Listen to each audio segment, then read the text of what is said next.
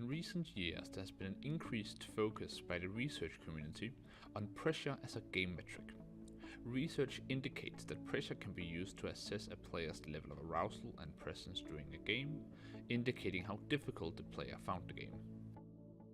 Previous research has compared pressure with self-assessment data, which is a more traditional game metric that is widely used to assess game experience. However, researchers have failed to compare pressure to another popular metric, physiological data. Comparing pressure to a variety of metrics may reveal previously unknown correlations or connections of importance. With this project, we seek to look further into these relations. Before conducting a full-scale experiment, several rounds of smaller tests were conducted in order to optimize the design and procedure of the experiment. A custom reader was built to obtain various data during the main experiment.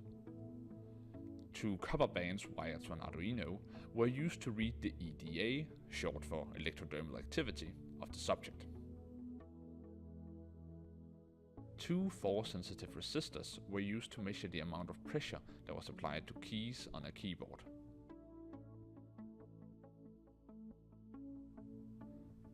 A remake of the classic arcade game Breakout was implemented to be used in the experiment. The game could be played at two different difficulties, which changed how fast the ball moved.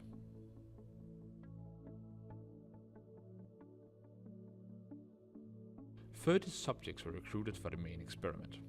Each subject played both difficulties of the game, and while they played, their EDA and heart rate signals were recorded, as well as the amount of pressure they applied to the arrow keys. After finishing a level, the subjects also filled out a questionnaire to obtain self-assessment data on their player experience. The result of our experiment can be summarized in several main points. Tests indicate that the pressure a user exerts on a keyboard is increased with a rise in game difficulty. However, while a harder difficulty resulted in higher overall pressure, this was not the case for EDA and heart rate. It was also found that pressure did not correlate with any of the player experience aspects that were mentioned in the self-assessment questionnaire. This is in contrast to a previous study that did find correlation between pressure and player experience, and it would therefore require further research to be able to say anything conclusive on the matter.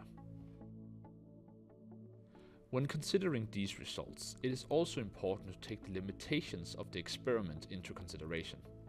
First of all, the experiment only used one game, which was of the arcade game genre. The findings of this project might therefore not apply to other game genres. Second of all, the subjects that were recruited were university students aged 20 to 25 years old, wherein most of them can be labeled as gamers.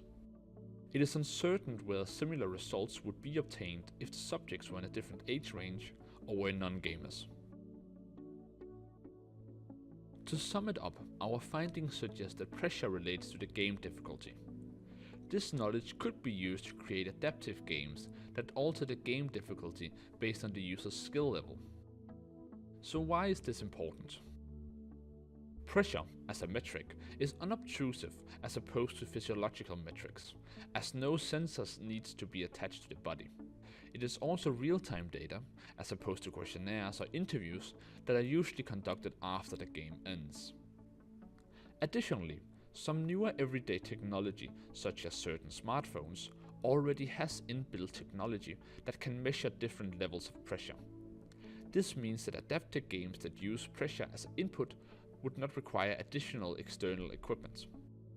To sum it up, pressure could potentially be an interesting and accessible metric to use for effective games in the future.